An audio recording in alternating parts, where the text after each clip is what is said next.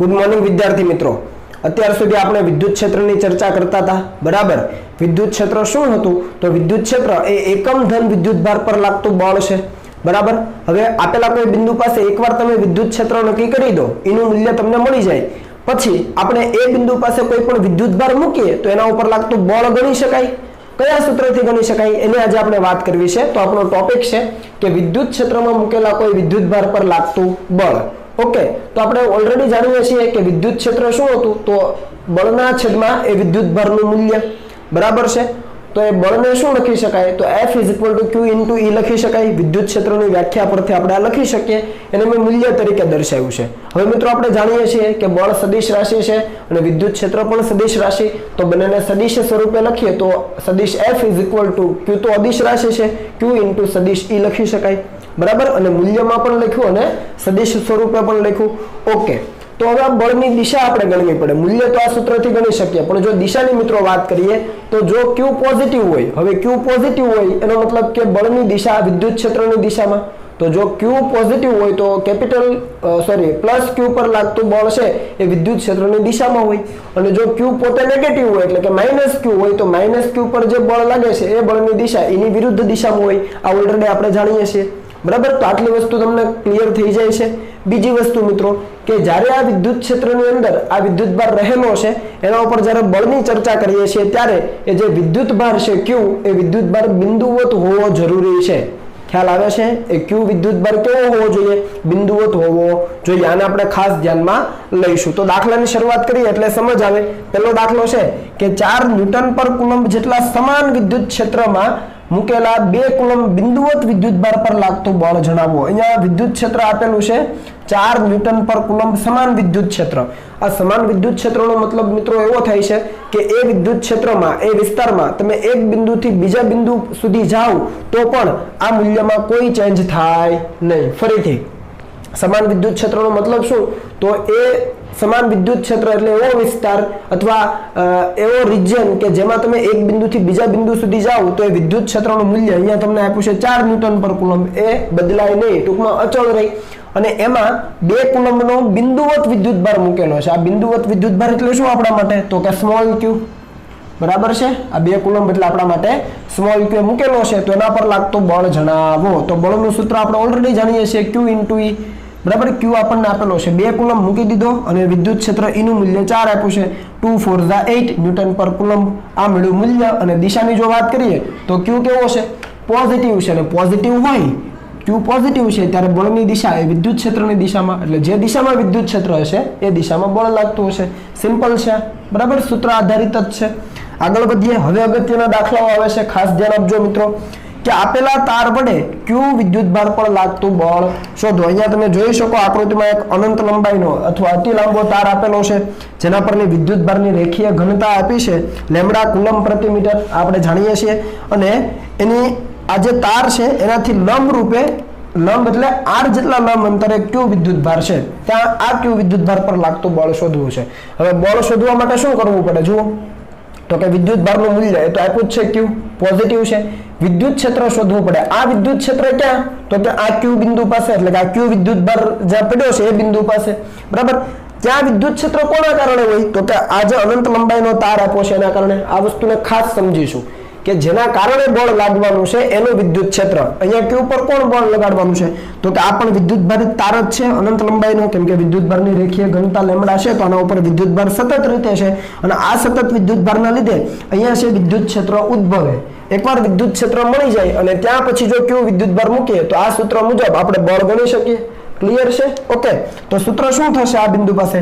તો કે F = Q * E, જ્યાં Q છે બિંદુવત વિદ્યુતભાર છે, બરાબર। અને E એટલે શું? તો કે આ જે અનંત લંબાઈનો તાર છે એના વડે r જેટલા લંબ અંતરે ઉદ્ભવતું વિદ્યુત ક્ષેત્ર છે એનું મૂલ્ય। તો ઓલરેડી આપણે આ મૂલ્ય તારવેલું છે। જો તમને યાદ હોય અનંત લંબાઈનો તાર લીધેલો ત્યારે મેં તમને કીધેલું θ1 અને θ2 π/2 હતા, અને જો તમને યાદ હોય તો 2k λ/r હતું। આ r છે લંબ અંતર છે, બરાબર છે। તો એનું મૂલ્ય છે 2k λ/r। ઈઝી છે। Q નું મૂલ્ય આપ્યું હોય કે 1/4πε0, લેમ્બડા છે વિદ્યુતભારની રેખીય ઘનતા છે અને r લંબ અંતર છે, તો આની અંદર તમે કિંમતો મૂકી દો એટલે બળનું મૂલ્ય મળી જાય। સિમ્પલ। બરાબર. અને બીજું કે આ તો મૂલ્ય મળ્યું, દિશા ક્યાં હશે તો આપણને ખબર છે કે આ જે તાર છે, આ જે એની લંબ અક્ષ છે મતલબ વિષુવ રેખા છે, ત્યાંથી નીચે તરફ કોઈ એલિમેન્ટ લઈએ, ખંડ લઈએ અને ઉપર તરફનો ખંડ લઈએ તો એના કારણે આ બિંદુ પાસે વિદ્યુત ક્ષેત્ર મળે, એના જે પરસ્પર લંબ ઘટકો નાબૂદ થાય અને માત્ર જમણી બાજુના એટલે કે આ જે વિષુવ રેખા છે એ દિશા તરફના ઘટકો બચે. આ પણ પોઝિટિવ વિદ્યુત ભાર, આ પણ પોઝિટિવ વિદ્યુત ભાર, તો બંને વચ્ચે અપાકર્ષી બળ એટલે વિદ્યુત ક્ષેત્ર છે દૂર તરફ તો બળ પણ દૂર તરફ. વિદ્યુત ક્ષેત્રની દિશામાં બળ હોય કેમ કે વિદ્યુત ભાર પોઝિટિવ છે. ક્લિયર?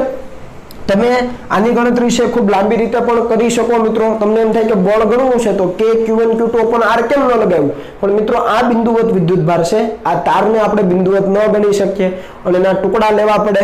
બરાબર છે, આગળ આપણે બધી ગણતરીઓ કરી છે તો લાંબી પ્રોસેસ કરીને અંતમાં તમને આ જવાબ મળે. પણ જો તમને અનંત લંબાઈના તાર વડે ઉદ્ભવતું વિદ્યુત ક્ષેત્રનું સૂત્ર આવડતું હોય મિત્રો તો તમે ઇઝીલી છે એ એક સ્ટેપની અંદર દાખલો કમ્પ્લીટ કરી શકો. બરાબર. એટલે જે પણ સંરચનાઓ આપણે લીધી, અનંત લંબાઈનો તાર લીધો, રિંગ લીધી, તકતી લીધી, અર્ધગોળો લીધો, આ દરેક જે સંરચનાઓ લીધી એના વડે આપેલા બિંદુએ વિદ્યુત ક્ષેત્રનું મૂલ્ય કેટલું એ આપણે જો જાણીએ તો આપણું કામ છે એ ઇઝીલી ઝડપથી થઈ શકે. ઓકે, તો આ પહેલો દાખલો ક્લિયર થઈ ગયો મિત્રો. બરાબર.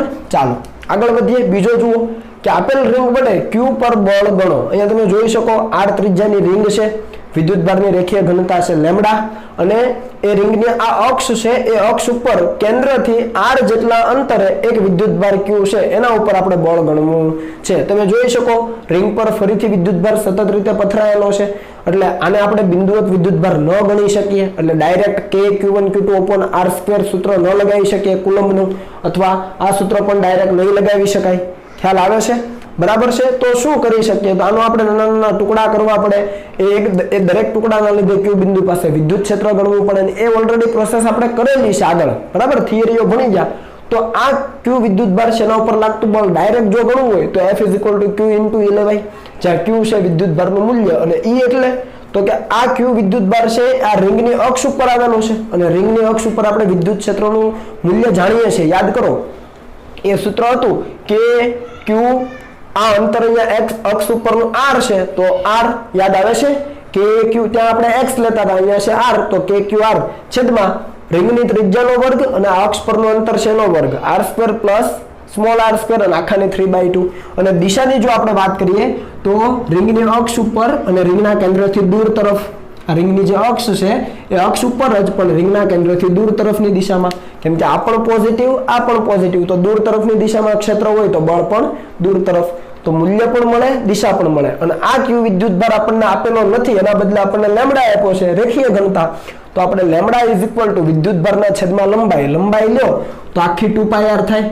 તો આ લંબાઈ લઈ શકાય, એકમ લંબાઈ દીઠ વિદ્યુત ભાર એટલે રેખીય ઘનતા થઈ ગઈ. તો q ની જગ્યાએ આપણે શું મૂકી શકીએ, લેમ્ડા × 2πr મૂકી શકીએ. બાકી બધી વસ્તુ અચળ છે, કિંમતો મૂકીને જવાબ ઇઝીલી લાવી શકાય. ખ્યાલ આવે છે? અને જો તમને રિંગ વડે એની અક્ષ ઉપરના કોઈ પણ બિંદુએ વિદ્યુત ક્ષેત્રનું સૂત્ર સીધું આવડે છે તો તમે બળ છે 2 સ્ટેપની અંદર ગણી શકો. ક્લિયર છે? એટલે સૂત્રોને ખાસ યાદ રાખજો મિત્રો.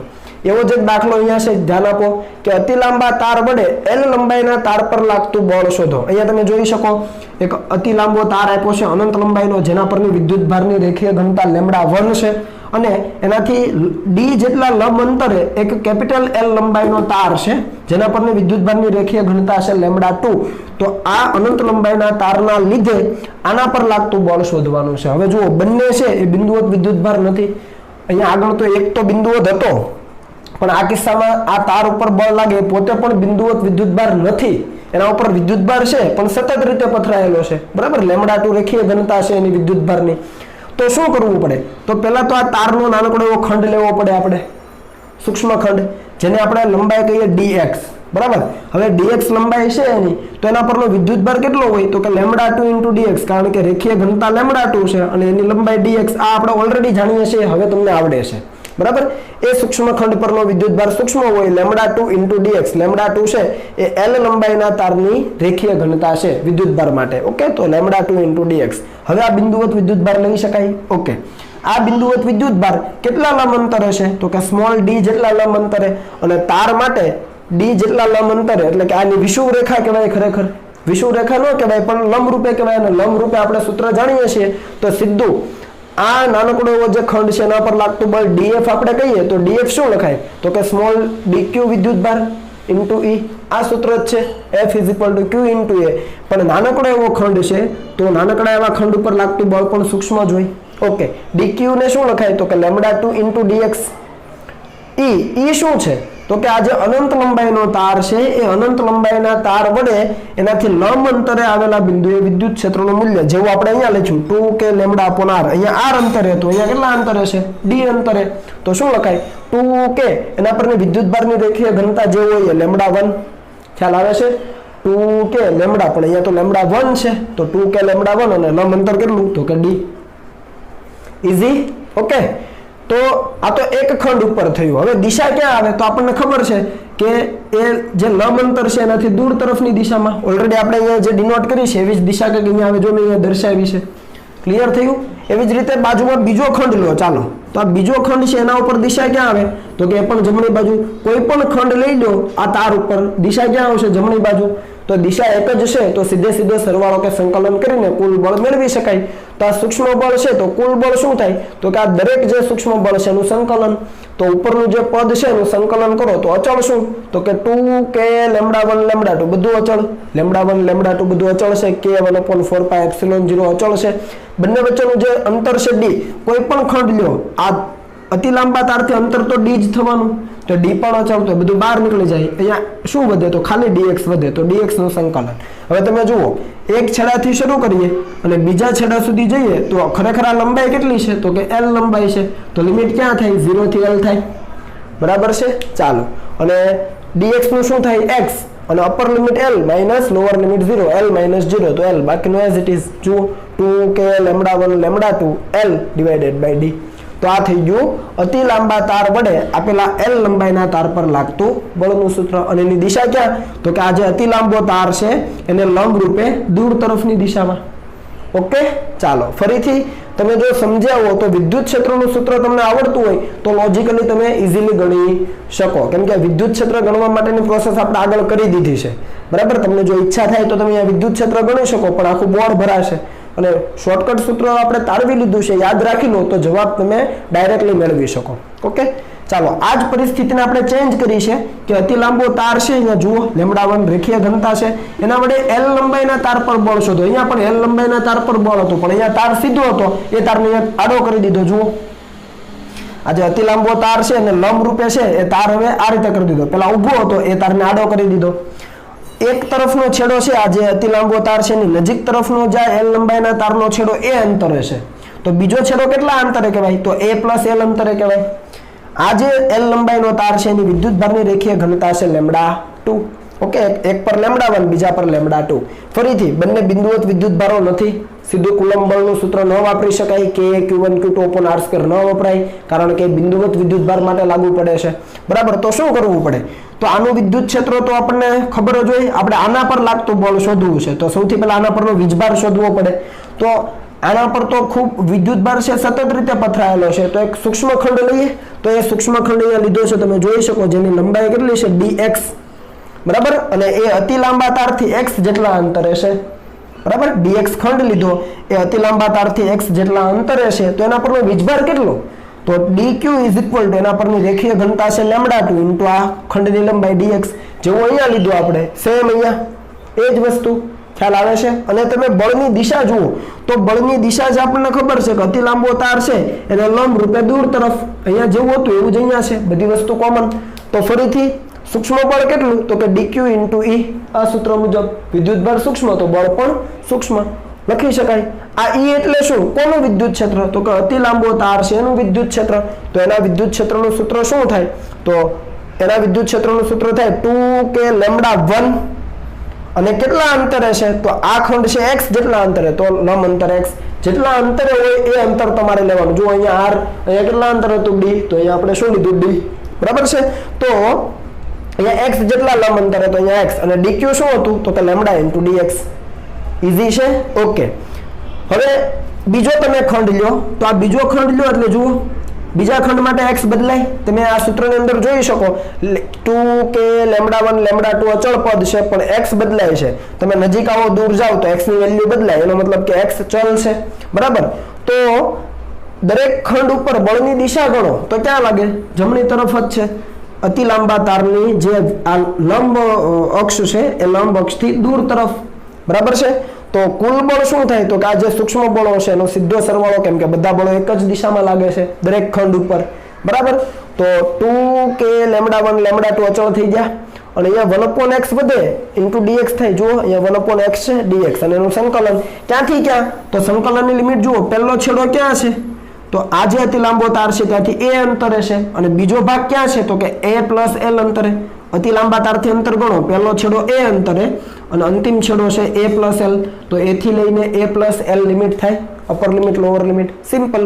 ઓકે, તો કુલ બળ is equal to 2k λ1 λ2 as it is. 1/x નું શું થાય? યાદ કરો, ln x. તો ln x આ લોઅર લિમિટ અને અપર લિમિટ મૂકી દો લિમિટ, બાકીનું as it is ln upper limit minus ln lower limit અને આ બાદ બાકી છે ટૂંકમાં ભાગાકારનો નિયમ લોગની અંદર. તો 2k λ1 λ2 એઝ ઇટ ઇઝ અને ln એ કોમન થઈ જાય અને આ જે a + l છે એના છેદમાં a થઈ જાય. ભાગાકારનો નિયમ છે કેમ કે બાદ બાકી છે. આવડે? શું સમજાય આની અંદર કે દરેક કિસ્સામાં છે આપણે બળ શોધવું છે તો શું કરવું પડે? તો કે તમારે જે તે ખંડ નાનકડો સૂક્ષ્મ વિદ્યુતભાર વિચારવો પડે. જો તમને વિસ્તૃત વિસ્તારમાં વિદ્યુતભાર પથરાયેલો આપ્યો હોય તો, અને એ બિંદુ પાસે જે તે રચના છે એના વડે ઉદ્ભવતું વિદ્યુત ક્ષેત્ર કેટલું એનું સૂત્ર જો તમને યાદ હોય તો તમે ઇઝીલી 3 થી 4 સ્ટેપની અંદર છે દાખલો નિપટાવી શકો અને તમારો સમય બચાવી શકો, બરાબર છે. તો આને હવે તમે કોપી કરી લો મિત્રો અને પછી આપણે આગળ વધીએ.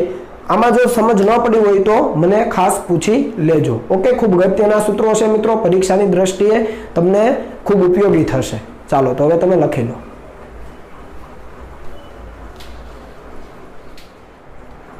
ચાલો મિત્રો આગળ વધીએ. દાખલો આપણને આપેલો છે કે આપેલી રિંગ અને સળિયા વચ્ચે બળ ગણો. તમે અહીંયા જોઈ શકો એક રિંગ આપી છે જેની ત્રિજ્યા છે r અને વિદ્યુતભારની રેખીય ઘનતા છે λ, બરાબર છે. અહીંયા λ1 કહીએ આપણે કેમ કે બે અલગ અલગ વસ્તુઓ છે. તો વિદ્યુતભારની રેખીય ઘનતા છે λ1 અને ત્રિજ્યા છે એની r. અને એવી જ રીતે તમને અહીંયા એક સળિયો આપેલો છે જે રિંગના કેન્દ્રથી માંડીને અનંત સુધી વિસ્તરેલો છે, એની વિદ્યુતભારની રેખીય ઘનતા છે λ2, બરાબર. બંનેને આપણે બિંદુવત વિદ્યુતભાર ન ગણી શકીએ એટલે જે બળ લાગે છે બંને વચ્ચે એને આપણે કુલમ્બ બળથી ડાયરેક્ટલી ન ગણી શકીએ. તો શું કરવું પડે? તો તમે ક્યાં તો સળિયા વડે રિંગ પર લાગતું બળ ગણી શકો અથવા રિંગ વડે સળિયા પર લાગતું બળ ગણી શકો. બંને વસ્તુ સરખી જ છે, બરાબર. પણ મિત્રો જો સળિયા વડે રિંગ પર લાગતું બળ ગણીશું તો થોડું કોમ્પ્લિકેટેડ થશે, કારણ કે આપણે એના ઘટકો પાડવા પડે, બરાબર છે. સળિયાને સમાંતર, સળિયાને લંબ એ ઘટકો પાડવા પડે, પાછા ઘટકો કયા નાબૂદ થાય છે જોવું પડે અને કોમ્પ્લિકેશન વધી જાય. દાખલો છે થોડો લેન્ધી બને અને કોમ્પ્લેક્સ અઘરો બને.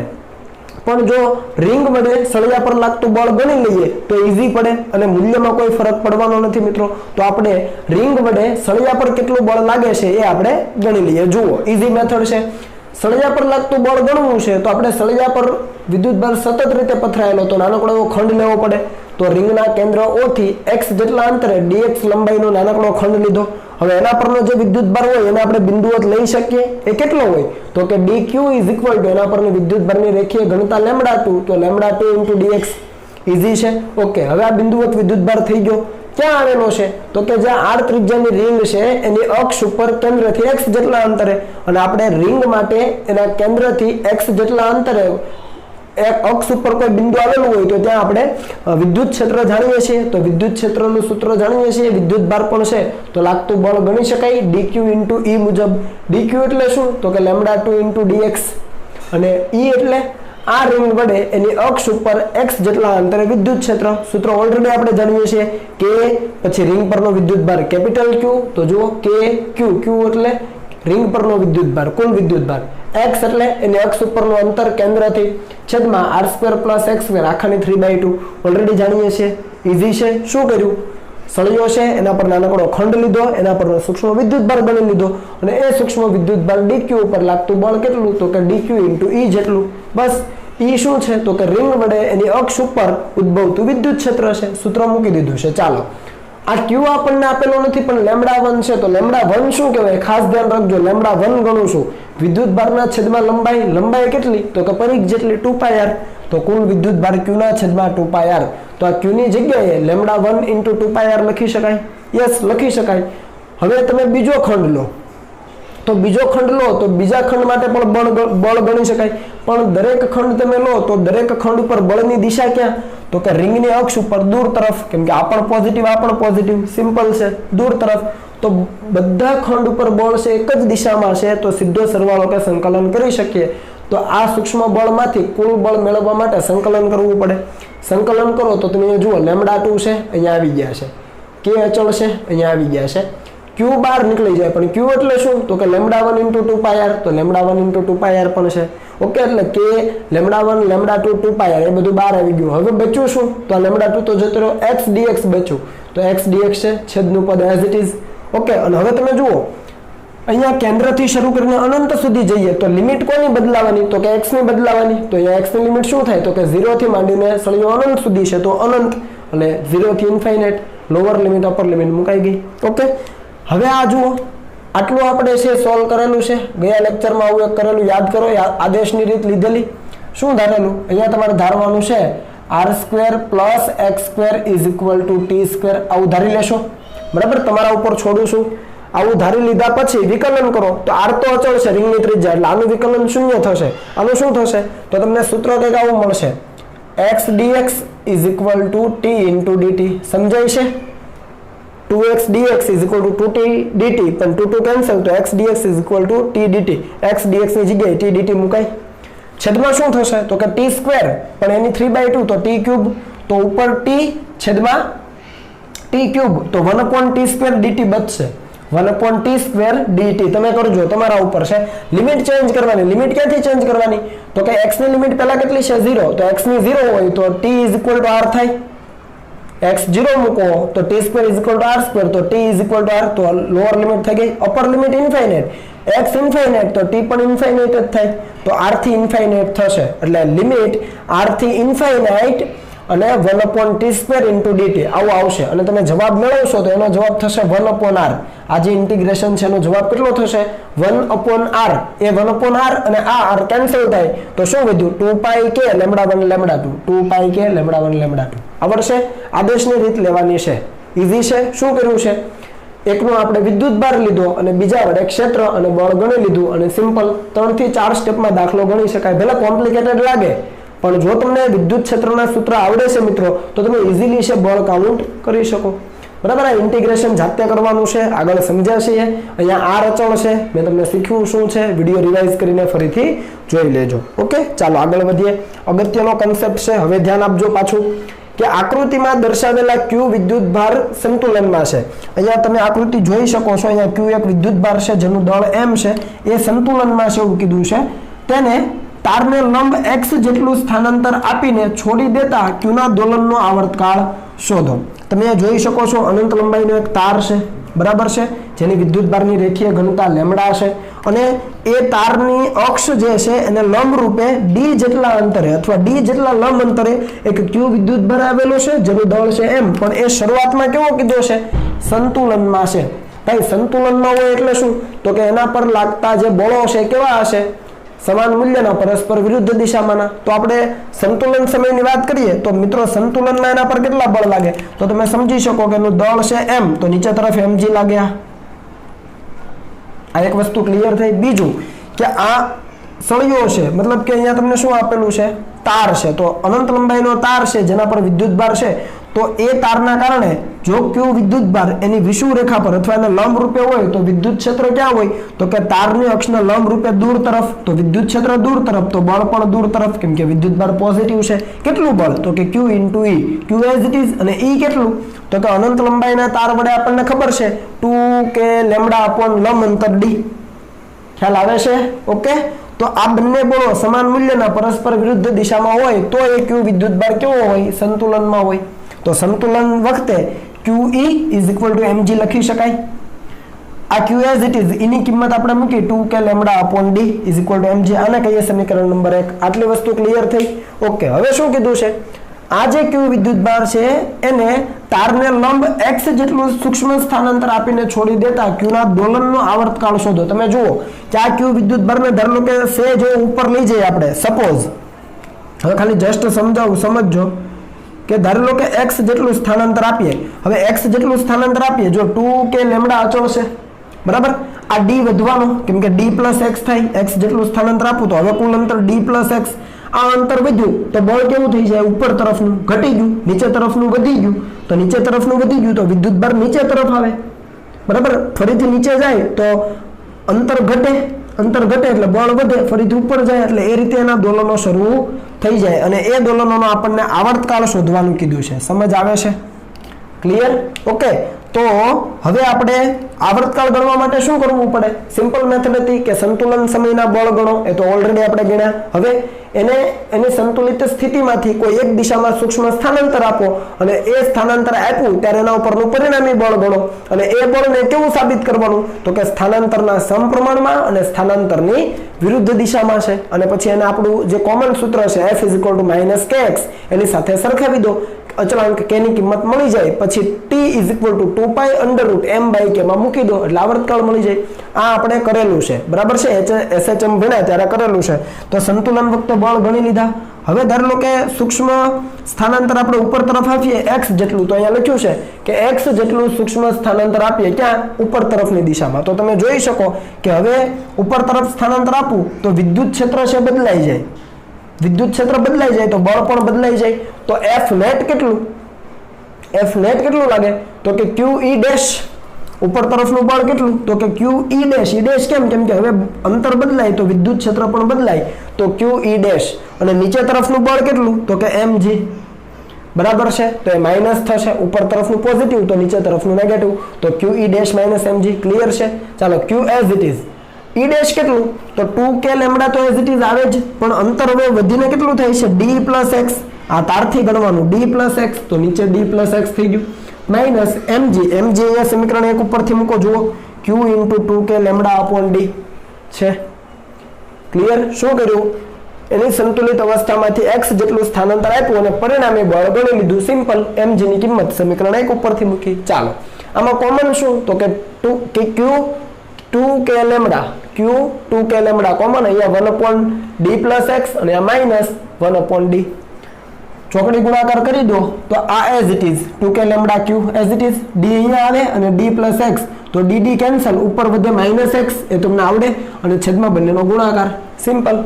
ચાલો, હવે તમે અહીંયા ધ્યાન આપો, આ જે છે d છેદમાં d અને ઉપર 2kq લેમ્ડા, જો 2kq લેમ્ડા × q છે ને, q × 2k લેમ્ડા, તો q × 2k લેમ્ડા છેદમાં d, તો છેદમાં d = mg લખાય. આ જે રાઉન્ડ કર્યો ડોટેડ લાઈન અને mg લખાય, બાકીનું એઝ ઇટ ઇઝ, જુઓ -x છેદમાં d પ્લસ x.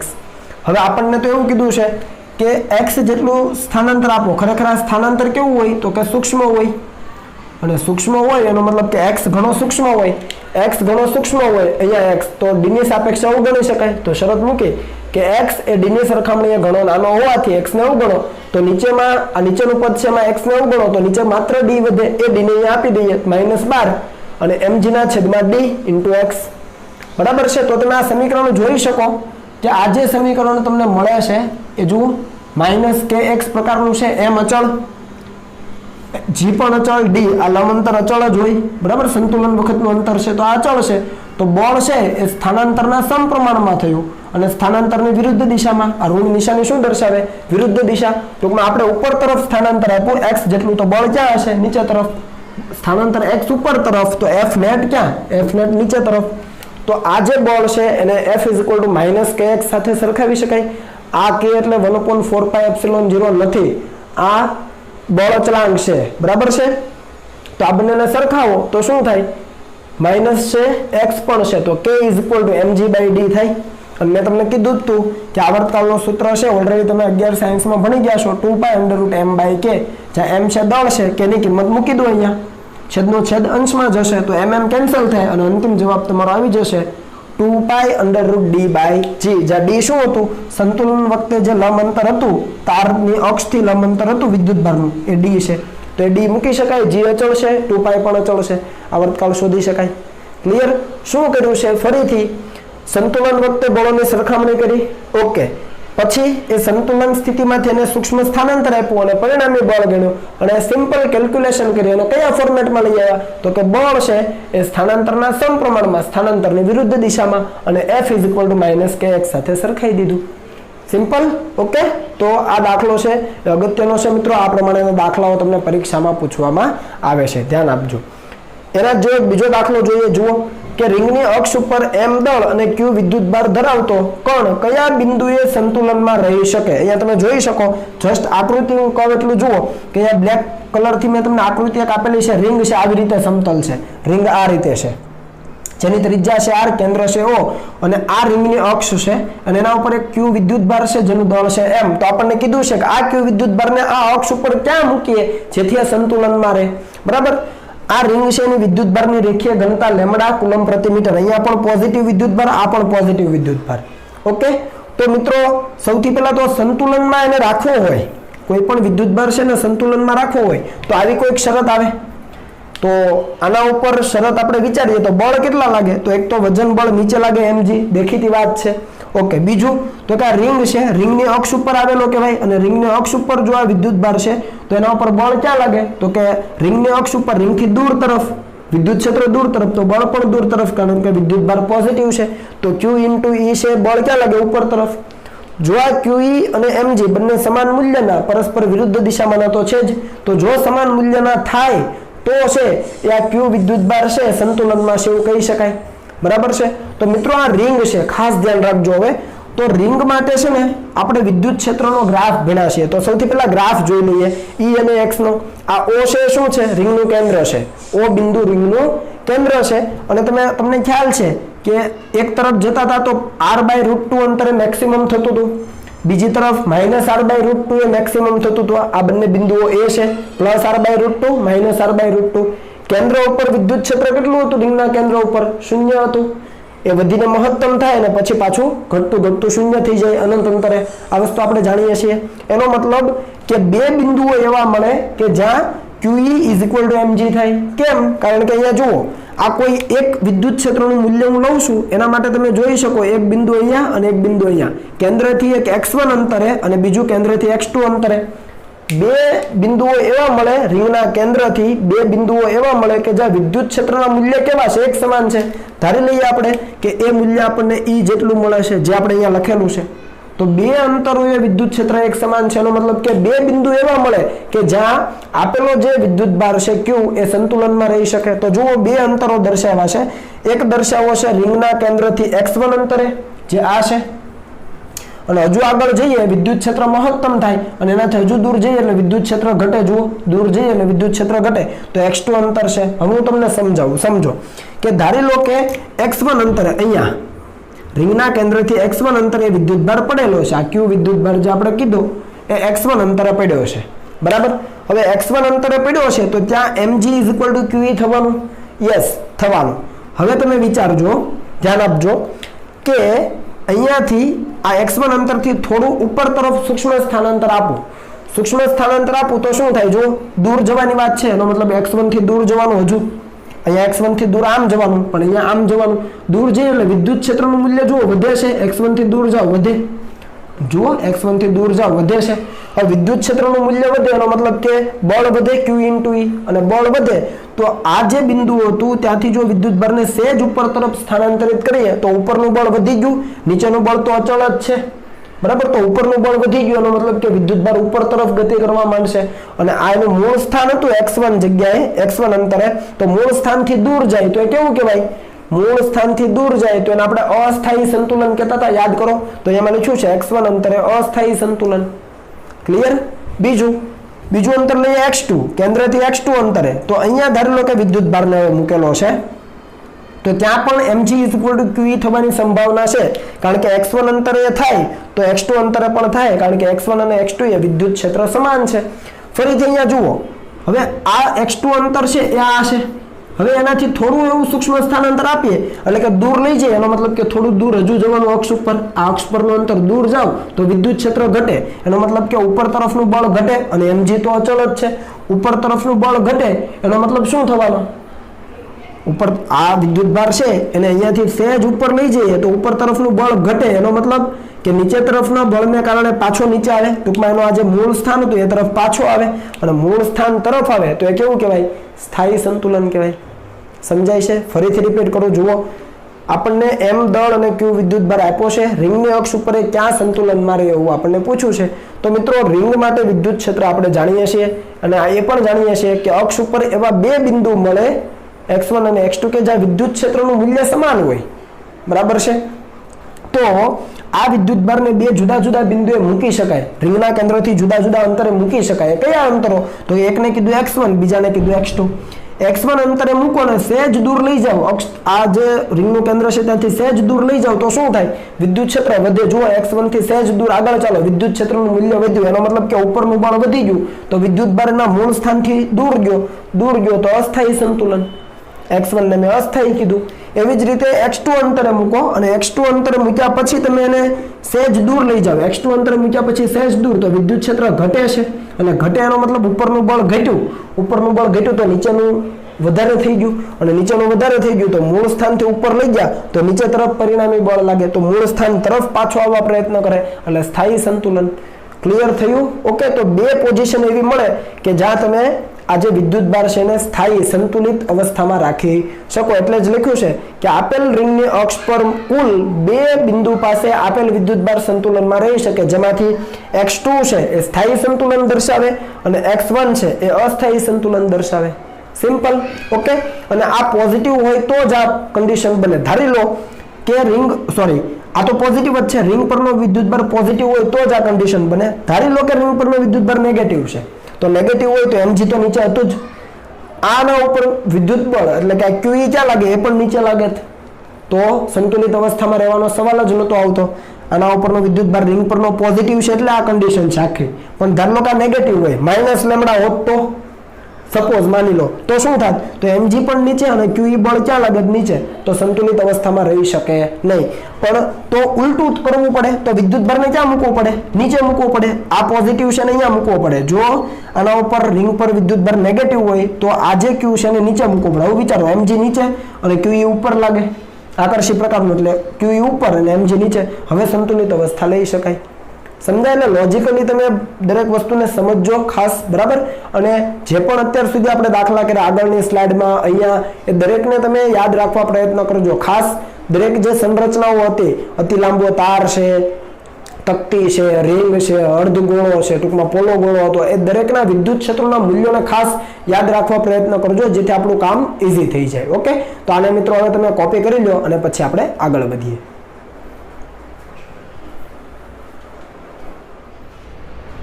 ચાલો મિત્રો આગળ વધીએ. ફરીથી એક એવો દાખલો છે કે આપેલો -q વિદ્યુતભારને રિંગના કેન્દ્ર પરથી રિંગની અક્ષ પર સૂક્ષ્મ સ્થાનાંતર x આપીને છોડી દેતા એ -q ના દોલનોનો આવર્તકાળ શોધો. તમે આ આકૃતિ જોઈ શકો છો. એક રિંગ આપેલી છે જેની ત્રિજ્યા છે R અને વિદ્યુતભારની રેખીય ઘનતા છે લેમ્બડા કુલમ પ્રતિ મીટર, અને એના કેન્દ્ર ઉપર એક -q વિદ્યુતભારને મૂકેલો છે જેનું દળ છે m. અને આપણને કીધું છે કે આ વિદ્યુતભારને રિંગના કેન્દ્ર પરથી આ જે રિંગની અક્ષ છે એના ઉપર સૂક્ષ્મ સ્થાનાંતર આપીને છોડી દઈએ તો એના દોલનોનો આવર્તકાળ શોધો. મિત્રો સૌથી પહેલા આપણે જોઈ લઈએ કે ભાઈ આવર્તકાળ ગણવું હશે તો સૌથી પહેલા સંતુલિત અવસ્થા જોવી પડે, સંતુલન વખતે બળ જોવું પડે. તો વિદ્યુતભાર તો અહીંયા રિંગના કેન્દ્ર ઉપર છે. હવે રિંગના કેન્દ્ર ઉપર હોય તો રિંગના કેન્દ્ર ઉપર વિદ્યુત ક્ષેત્ર કેટલું? તો કે 0. હવે વિદ્યુત ક્ષેત્ર 0 તો એ વિદ્યુતભાર પર લાગતું બળ કેટલું? તો કે 0. તો આપણે લખી શકીએ કે સંતુલન વખતે એટલે કે જ્યારે વિદ્યુતભાર રિંગના કેન્દ્ર ઉપર છે ત્યારે -q વિદ્યુતભાર પર કોઈ પણ પ્રકારનું બળ લાગતું નથી, કારણ કે રિંગના કારણે એના કેન્દ્ર પર વિદ્યુત ક્ષેત્ર 0 છે તો બળ પણ 0 છે. હા, તમે એમ કહેતા હશો કે એક બળ લાગે નીચે તરફ, એનું વજન બળ mg, પણ મિત્રો આપણે એને સ્થાનાંતર અક્ષ ઉપર કરાવવાના છીએ અને એના દોલનો અક્ષ ઉપર થવાના છે, તો માત્ર દોલનોની દિશાના બળોને જ ધ્યાનમાં લેવા, બીજા કોઈ બળોને ધ્યાનમાં લેવા નહીં. અહીંયા તમે જુઓ કે એના દોલનો છે અક્ષ ઉપર થાય અને વજન બળ છે નીચે તરફ છે, લંબ રૂપે છે. દોલનોની જે દિશા છે અથવા એના સ્થાનાંતરની જે દિશા છે એને લંબ રૂપે વજન બળ છે, તો એને ધ્યાનમાં લેવાનું નથી. માત્ર ને માત્ર દોલનો જે દિશામાં થાય છે અક્ષ ઉપર એ દિશાના બળોને જ ધ્યાનમાં લેવા. ખાસ ધ્યાન રાખજો. બરાબર? તો સંતુલન વખતે -q પર કોઈ બળ નથી, બળ 0 છે પરિણામી બળ. ઓકે. હવે સૂક્ષ્મ સ્થાનાંતર x આપું છું, ધારી લો કે જમણી તરફ આપું, ખરેખર સૂક્ષ્મ છે પણ તમારી સરળતા માટે મેં વધારે દર્શાવેલું છે, x અંતર ઘણું વધારે, તો x જેટલું સ્થાનાંતર આપીએ તો હવે આ બિંદુ પાસે બળ ક્યાં લાગે, તો આપણને ખબર છે આના ઉપર પોઝિટિવ, આ પોતે નેગેટિવ, તો બળ છે એ કેન્દ્ર તરફ લાગે, -q × e, આ માઇનસ નિશાની ભૂલવાની નહીં, બરાબર છે. તો આપણે લખી શકીએ કે x જેટલું સૂક્ષ્મ સ્થાનાંતર આપો ત્યારે f નેટ કેટલું -q ઉપર, તો કે -q × e કેન્દ્ર તરફ. ખ્યાલ આવે છે? ઓકે, શરૂઆતમાં કંઈ નહોતું પણ હવે સ્થાનાંતર આપ્યું તો આકર્ષી પ્રકારનું બળ લાગે, આ પોઝિટિવ આ નેગેટિવ, રિંગ પર પોઝિટિવ છે ને આ નેગેટિવ, તો બળ આ તરફ, તો -q × e, -q as it is. e એટલે શું, તો કે x જેટલા અંતરે આ રિંગના કારણે ઉદ્ભવતું વિદ્યુત ક્ષેત્ર તો કેટલું થાય, તો આપણે સૂત્ર ઓલરેડી જાણીએ છીએ કે કેપિટલ Q એટલે રિંગ પરનો વિદ્યુત ભાર, બરાબર છે, x એટલે એના કેન્દ્રથી અક્ષ પરનું અંતર, અને r² + x² આખાની 3/2. અહીંયા q આપણી પાસે નથી, લેમ્ડા છે, તો લેમ્ડાને શું લખાય, એકમ લંબાઈ દીઠ વિદ્યુત ભાર છે તો q/2πr, જ્યાં 2πr છે રિંગની કુલ લંબાઈ એટલે કે એનો પરિઘ છે, ઓલરેડી જાણીએ છીએ. તો q ની જગ્યાએ લેમ્ડા × 2πr લખી શકાય. તો f નેટ શું થાય, જુઓ લખ્યું -q as it is, k પણ એઝ ઇટ ઇઝ, અને q ની જગ્યાએ શું લખાય, લેમ્ડા × 2πr છે, × x એઝ ઇટ ઇઝ, છેદનું પદ એઝ ઇટ ઇઝ. આવડી જાય. શું કર્યું, સૂક્ષ્મ સ્થાનાંતર આપ્યું, f નેટ લીધું, એ રિંગના કારણે x જેટલા અંતરે અક્ષ પર વિદ્યુત ક્ષેત્ર કેટલું એ સૂત્ર લીધું અને q ની કિંમત મૂકી, સિમ્પલ. ઓકે, અહીંયા સુધી ક્લિયર છે. હવે જુઓ, આપણે આ x ને ખૂબ સૂક્ષ્મ કીધું છે, તો નીચે x² કેવો થવાનો, હજુ વધારે સૂક્ષ્મ, ખૂબ સૂક્ષ્મ હોય એનો સ્ક્વેર કરો તો વધારે સૂક્ષ્મ થાય, એનો મતલબ કે x ની કિંમત છે આ રિંગની ત્રિજ્યા r કરતાં ઘણી નાની છે, અને એ કારણથી x ને આપણે અવગણી શકીએ, અથવા x² ને r² ની સરખામણી અવગણી શકાય.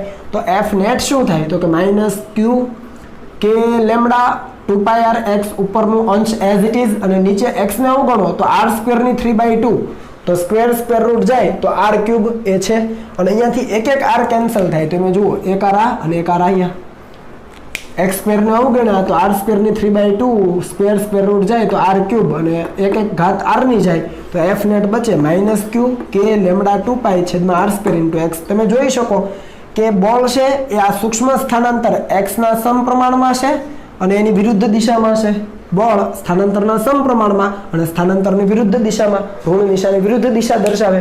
તો બાકી જે બચ્યું એ શું હોય, તો કે અચળાંક હોય. તમે જુઓ q અચળ શું છે, તો કે વિદ્યુત ભાર છે, બરાબર છે, કે 1/4πε0 લેમ્ડા અચળ, q/2πr અચળ, 2π પણ અચળ, રિંગની ત્રિજ્યા પણ અચળ, બધું અચળ, તો આ પદ છે અચળ છે. તો આ બળને આપણે -k' સાથે સરખાવી શકીએ. અહીંયા k છે 1/4πε0 છે, એટલે અહીંયા મેં નવો k' લીધો. આ k' શું છે, તો કે અચળાંક છે, બળ અચળાંક જેને કહીએ. આપણે kx જ લેવાનું, પણ બંને k સરખા નથી. આ 1/4πε0 છે બળમાં જે k છે, અને આ બળ અચળાંક છે, બરાબર છે, સ્થિતિસ્થાપકતા અચળાંક.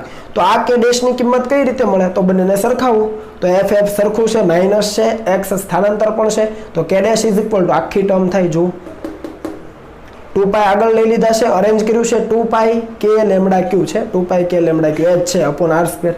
ચાલો, તો આવર્તકાળ કયા સૂત્રથી અપાય, તો આપણે જાણીએ છીએ t = 2π √m આ k' જે અચળાંક છે મૂકી દો, તો 2π એઝ ઇટ ઇઝ, m પણ એઝ ઇટ ઇઝ, છેદમાં k' છે, તો આ અંદર જાય તો છેદનો છેદ અંશમાં એટલે r² ઉપર જાય, અને આ જે 2π k લેમ્ડા q છે છેદમાં રહે. આવડે છે તમને, કિંમત મૂકી દો, મળી જાય. હજુ તમે કરી શકો, આ r² છે તો સ્ક્વેર રૂટ જાય તો ખાલી r બહાર નીકળી જાય. બીજું કે 2π ને શું લખાય, √2π ગુણ્યા √2π, એક √2π અને ઉપર √2π જાય તો 2π અંદર જતા રહે, અને r² નો r થઈને બહાર આવતો રહે. એ તમે સિમ્પ્લિફિકેશન કરી શકો, પણ અહીંયા સુધી પણ ઓકે જ છે, ચાલે. ખ્યાલ આવે છે? ઓકે, આને ફર્ધર તમે સિમ્પ્લિફાય કરવું હોય તો કરજો, નહીં તો અહીંયા સુધી ઓકે જ છે. તો આ રીતના દાખલાઓ મિત્રો તમને પરીક્ષાની અંદર પૂછવામાં આવે છે, કોમ્પિટિટિવ એક્ઝામ, JEE, NEET જેવી પરીક્ષાઓમાં. તો ખાસ ધ્યાન આપીને તૈયારી કરજો મિત્રો, અને કંઈ પણ જગ્યાએ તકલીફ જણાય તો મને પૂછી લેજો. ઓકે, ચાલો, તો હવે તમે કોપી કરી લો.